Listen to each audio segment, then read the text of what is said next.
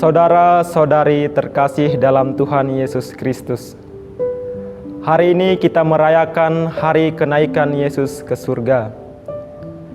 Kenaikan Yesus ke surga berarti bahwa Ia sekarang dalam kodrat manusiawinya ikut serta dalam kekuasaan dan wewenang Allah.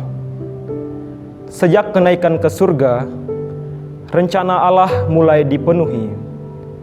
Kita sudah hidup dalam waktu terakhir. Jadi, sudah tibalah bagi kita akhir zaman. Pembaharuan dunia telah ditetapkan, tak dapat dibatalkan, dan secara nyata mulai terlaksana di dunia ini.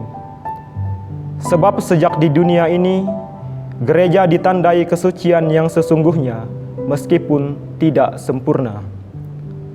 Sudah sekarang kerajaan Kristus menunjukkan kehadirannya melalui tanda-tanda ajaib yang mengiring pewartaannya oleh gereja.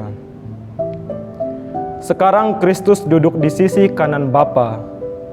Dengan ungkapan di sisi kanan Bapa, kita mengerti kemuliaan dan kehormatan Allah, di mana Putra Allah yang sehakikat dengan Bapa hidup sejak kekal, dan di mana Ia sekarang, setelah dalam waktu terakhir Ia menjadi daging, juga duduk secara badani, karena dagingnya turut dimuliakan. Demikian kata Yohanes dari Damaskus. Duduk di sisi kanan Bapa berarti awal kekuasaan Mesias. Penglihatan Nabi Daniel terpenuhi. Kepadanya diberikan kekuasaan, kemuliaan, dan kekuasaan sebagai Raja. Segala bangsa, suku bangsa, dan bahasa mengabdi kepadanya. Kekuasaannya kekal dan tidak akan lenyap. Kerajaannya tidak akan musnah. Sejak saat ini para rasul menjadi saksi-saksi kekuasaannya yang tidak akan berakhir. Mata kita dibuka bagi luasnya tugas perutusan murid-murid. Kekasan sabda perutusan dalam tambahan Injil Markus ini adalah alamat misi yang memiliki karakter universal, tidak hanya kepada segala bangsa, tetapi kepada seluruh bumi dan setiap makhluk.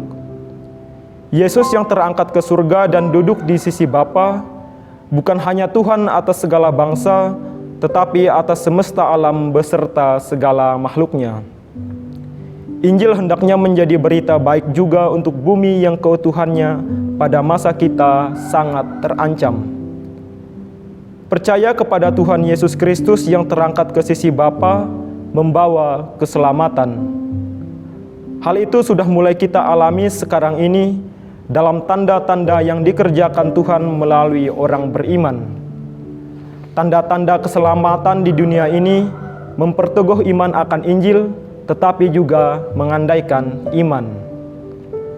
Tanda-tanda keselamatan tidak kita batasi pada yang ajaib, seperti yang disebut dalam bacaan ini, tetapi mencakup juga karya-karya penyembuhan, pembebasan, keadilan, perdamaian, pelestarian alam, dan seterusnya.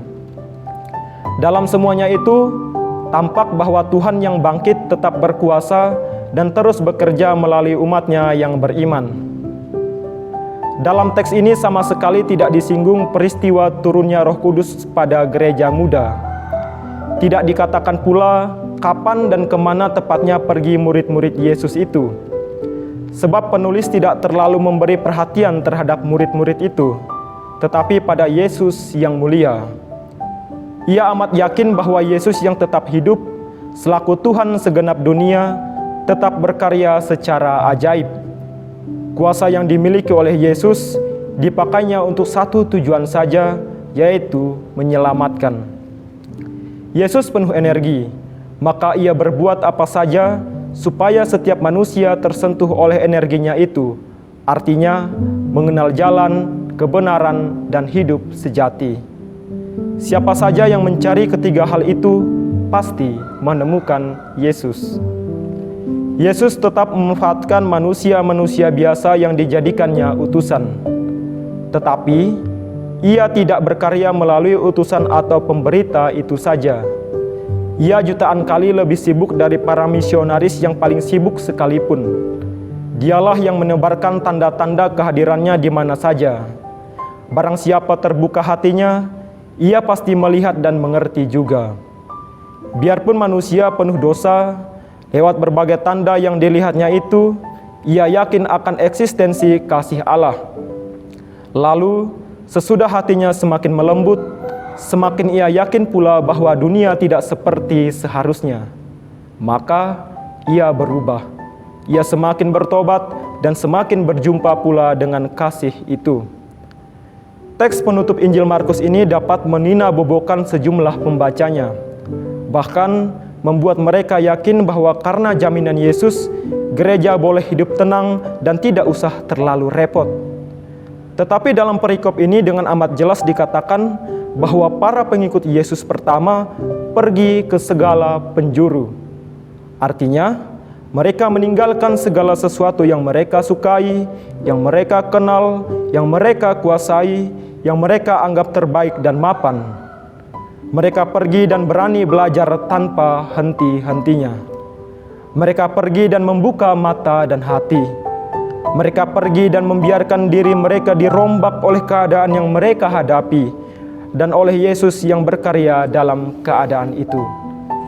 Dan akhirnya, apabila Kristus datang pada akhir zaman untuk mengadili orang hidup dan mati, Kristus yang dimuliakan akan menyingkapkan isi hati yang terdalam dan akan membalas setiap manusia sesuai dengan pekerjaannya, tergantung pada apakah ia menerima rahmat Tuhan atau menolaknya.